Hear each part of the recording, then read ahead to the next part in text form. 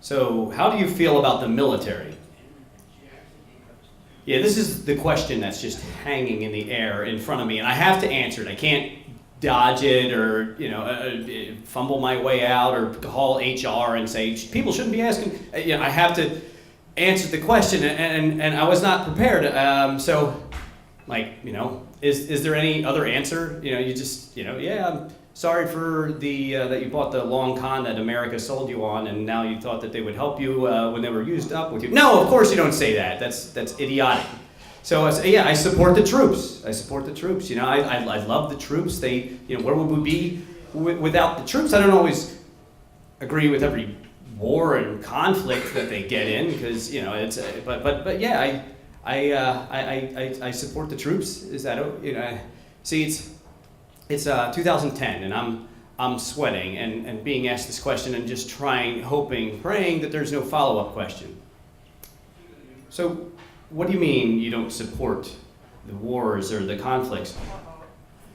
Well, I'm just saying that the people, not the military, but the people that are in charge of the military, sometimes they do things and I think that there are maybe better uses for their time. And then a little man that's usually in my brain appears right here. And he just says, "What are you doing?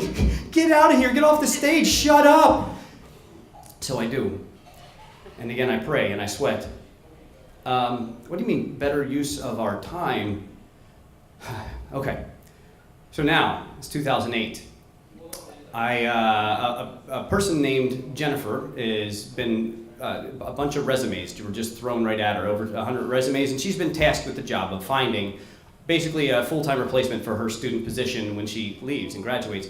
And she looks through them and puts them in a pile of the top 10, and then the maybes, and then the, hey, thanks for justifying the fact that we bought a shredder. And see, 3 years prior, I had moved out to Ohio to try to find myself, and spoiler alert, I wasn't there. And so I came back. And that's when this gentleman takes a resume out of that shredder pile and says, "What do you think of this guy?" Well, other than he's unqualified, it says here one of his hobbies is storytelling. Do you really want a pompous windbag around here talking about himself all the time? So, a month later, in the same office, I'm in there.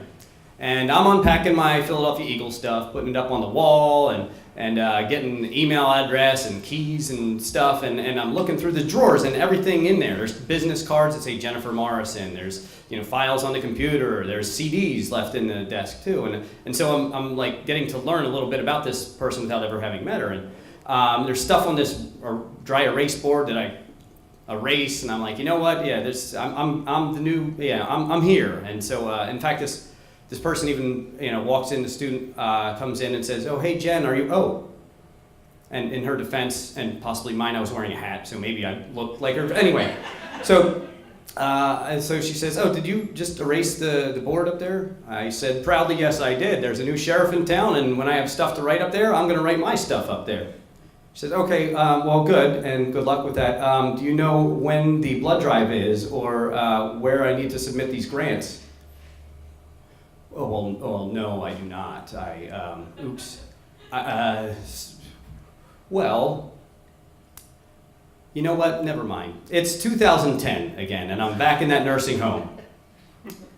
So, what are your views on religion?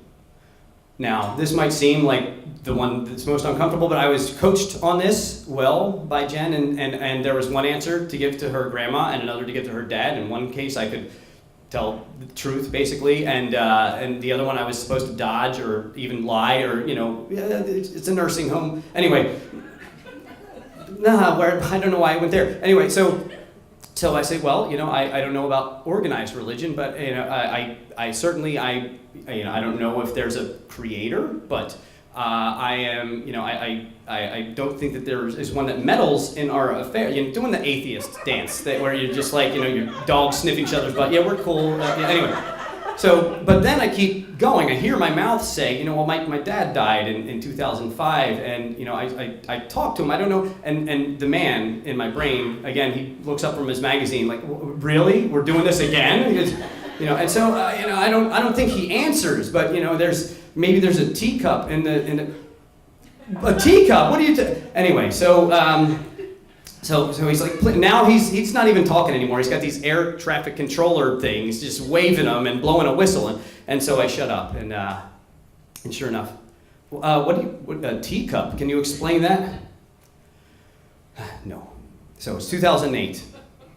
I'm at a bar, and I'm just having fun with my new colleagues, and in walks this woman, Jennifer Morrison, who I happen to know intimately through her business cards. And I'm like, hey, you like Jack Johnson? And, I like Jack Johnson. I don't like Jack Johnson, but I said I like Jack Johnson. Anyway, so she's, I'm like, hey, I'm Dustin. I'm the person that's in your old office, and I extended my hand, as is customary in our culture, to when you meet somebody. And hers stay folded in her lap. She says, so, you're the guy that erased my board. And those will forever be her first words to me. Yeah, okay, my reputation has obviously preceded me. And then from there, thanks to her friends telling her to back off of the new guy, and maybe a little alcohol, the conversation, I don't want to say the conversation was easy, but it was a lot more organic and fun, like the conversations that you just have with a person that you met, and it wasn't all like fluff stuff, it was like deep emotional stuff. We were talking about breaking up with someone, and I was saying how I thought you should, let the person know if you break up, like if I break up with you, wouldn't you want to know why, so you can make yourself better? I know I would, and she said, so you're gonna dump me, and then while I'm emotionally vulnerable, pissed off, and probably sad, you're gonna tell me the things that are wrong with me.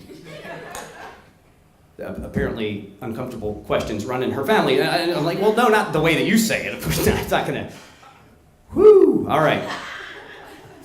2010. And now we're on a plane. We're flying down to see her dad so I can ask for her hand in marriage. And what her dad does to counter this is he leaves. He drives from Texas all the way up to Minnesota with his girlfriend for the weekend, just randomly, the 5 days that we happen to be and I don't know her dad, so I'm like, is this normal? She said, no, he's being a dick. Okay, he knows why you're coming, and he just wants to make you squirm. Well, congratulations. Mission accomplished. I'm sorry he won't be here to see this squirming. So I go to the nursing home to talk with her grandma, and that's when I tell her that my intentions are to marry your granddaughter, and we have a lovely conversation. She even offers up her wedding ring as an heirloom, and calls me a young James Garner, which I assume is a compliment, so thank you. And we go home, and so the trip was not a complete waste. And 3 months later, her dad's health has been failing off and on, and he finds himself in a nursing home. So I find myself in another nursing home asking another member of her family for her hand in marriage. And this is where I get pressed about the military, about religion, and about how are you going to support my only daughter. You mean financially or emotionally? He said, what do you think? I said, I don't know. I later learned that he didn't care about the answers. He just wanted me to feel that. He wanted me to feel that burn. Anyway, so he says, well, I'll tell you what. I'm going to have to think about it. This is the most important decision I will ever have to make in my life. Okay. Because at that point, what do I say? And so we're on our way back to the airport. I still haven't brought it back up. He still hasn't brought it back up. And Jen says, you have to ask him. He's not going to ask you. You have to follow up with him. Here at a gas station? Well, yes, you got to. So he's out pumping gas, and I say, so, well, what do you think? What's your answer?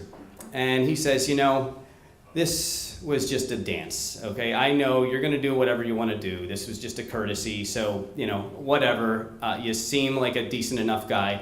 And to which Jen rolls down the window, says, can you guys please hurry the heck up and get in the damn car? Okay, we're going to miss our flight. So that was the end of one very uncomfortable relationship and the beginning of a much, much longer, very uncomfortable relationship. Thank you.